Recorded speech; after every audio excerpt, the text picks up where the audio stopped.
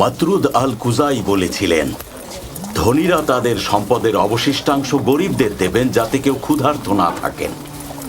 পিতা হাশেমের এই সুন্নাত জারি করব আমি। কুরাইশ বংশের যারা ধনী আছেন তারা গরিবদের নিজের পরিবারের সদস্য করে নেবেন, এতে করে গরিবদের মান সম্মানেও কোনো রকমের আঘাত লাগবে না।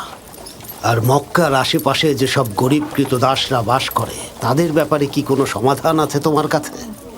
ওদের মধ্যে কিছু মানুষ হজ করতে এসে থেকে যায়, আর অনেকেই ব্যবসা করতে এসে নিঃস্ব হয়। তারাও এখানেই থেকে যায় একা।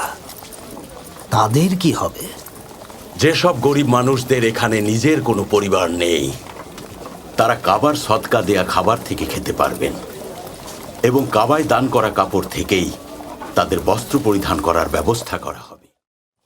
হে কুরাইশ বংশ, হে কাবার প্রতিবেশী, আপনারা আরবের উদাহরণ, কৃতদাসদের কষ্ট দেবেন না। ভেবে দেখুন কুরাইশগণ, কৃতদাসদের পেটে ক্ষুধা থাকলে তারা রাগান্বিত হবে, এমনকি ওরা খুনও করে ফেলতে পারে।